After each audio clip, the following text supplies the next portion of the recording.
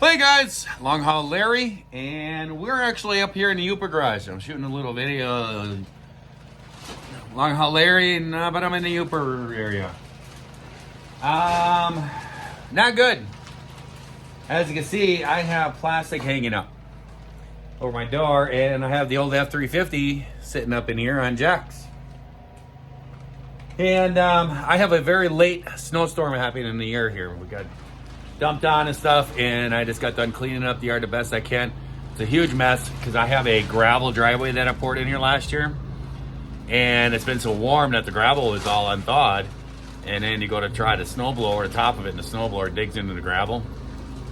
It's a mess doing it. And so you go through shear pins constantly, everything else. But the issue is this with the f-350. That's why I'm shooting this video. I have it set up in here. I have some plastic over top of it. I brought my turbo heater. I got some tools and stuff I brought from down in Wisconsin up here now. And I got my turbo heater, so I'll be able to heat this up a little bit so I can stay somewhat warm in here. It's not terribly cold, but just to get a little warm thing.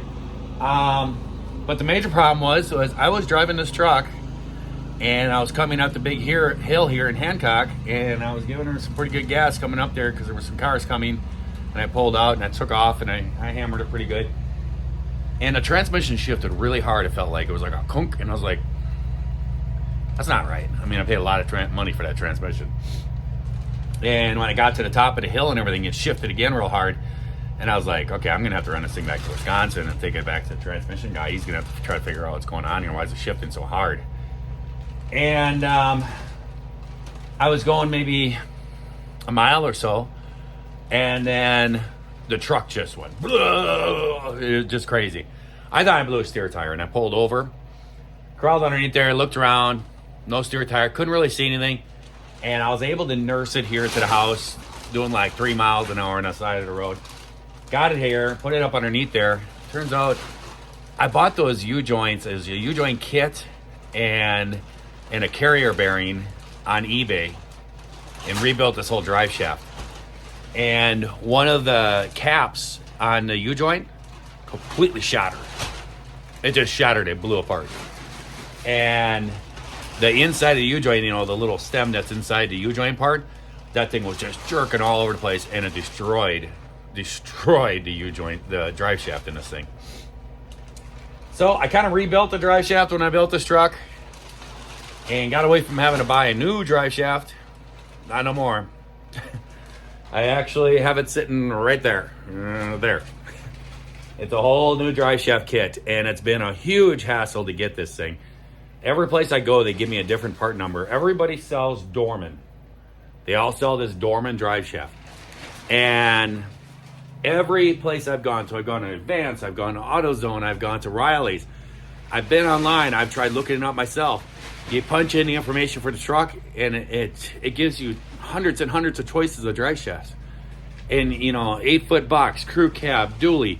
You put all this stuff in, and it comes up with all these weird stuff. So I actually called Dorman, gave them my VIN number, and they looked it up, and they came up with it, and it's this one right here. And I looked it up later on at the number, and it's the right one. But I had a whole bunch of issue getting it. Nobody had it.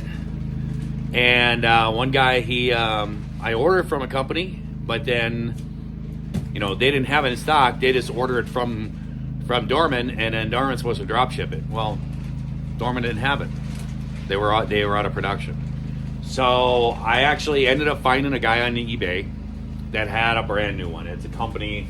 I talked to him, and they actually had the thing in stock. I said, listen, if you're gonna drop ship this thing, just tell me now.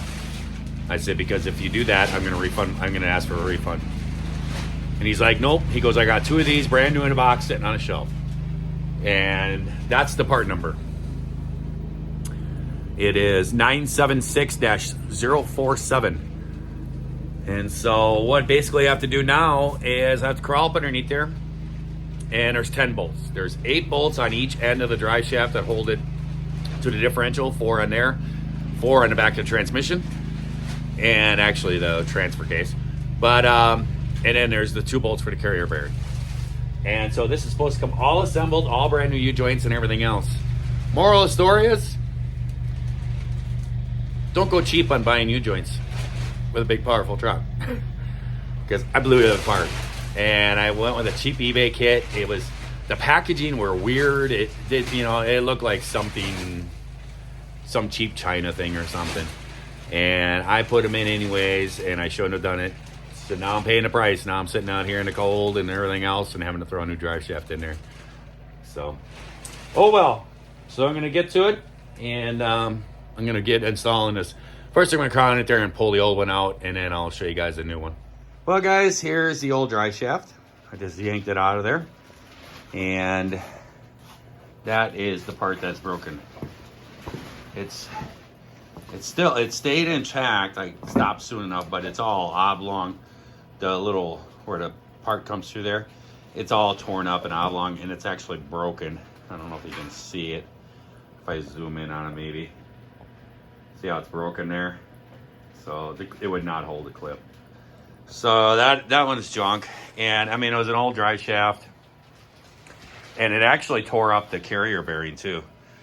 When it went all crazy and everything, I noticed the race thing on this side. I think it's on the other side of it. I can't get it over with one hand holding the camera. It's all smashed up and stuff. So here is the new one. This is the new drive shaft. This is the way it comes in a box like this. And it's all separated and everything, and it's all balanced and stuff. And then what happens is there's supposed to be an arrow right there, and there should be an arrow on this side. Yep. And you match those two arrows up. Now, the one thing that I'm wondering about, I guess I'm going to have to use the rubber boot that's on there. I can't believe for the amount of money that paid for this, that it doesn't come with a rubber boot. It's kind of astonishing. I mean, a rubber boot can't be that expensive. I sure don't see one. So I'm going to get it out of here and put this together, lay it up in there, and start putting it together. And I got to put grease on here and stuff too. All right, there is no rubber boot on this one. So I don't have to transfer from that one, pull the rubber boot. I actually read instructions right there. And you slide it together so the arrows are matched. You know, the splines, there's one wider spline that has to go in there, and that's the way it's balanced. And so it goes together. So just like so. And then there's this rubber deal that was inside this metal piece that was up against here. And you separate those two. That's why that screwdriver's laying there. And then this rubber piece will press over the top of it, sit in this groove, and then you take this metal piece over the top of it and you hammer it with a hammer there to press it back on there, and it makes it stay onto the shaft, and that's what provides dirt from getting in there. So that's their way of doing it, and it looks like it'll work to me. So only thing I don't like about this one is they're non-greasable U-joints on here. That's the only thing that I don't like about it. I was looking at just now, there's no grease works on these U-joints. There is a grease work on here, so I don't have to grease this beforehand. When I'm done installing it, then I can fill this with grease, and that'll grease that up. But the U-joints itself, they're all pre-lubed and everything. I don't know. I'd like to have them greased and stuff. I think they last a lot longer, because as long as you keep up on the intake or the maintenance of them. So I'm gonna get this done and get this thing thrown back in. Well, there we go, guys. That is a Dorman drive shaft installed. Real nice and easy. It's got the 8 bolts. So I'm gonna put some Loctite on there. And the only thing I gotta do is not get dripped on is that grease zerk right there, which is gonna grease the sliding axle part. But it's all installed. So pretty simple. There it is, installed. Now I just gotta grease that part right there. And she's good to go. No more clunkety clunk. So I hope everybody out there is having themselves a great day, great night when they watch this here video. If you're not, try that all over again tomorrow. Catch you guys later. Bye.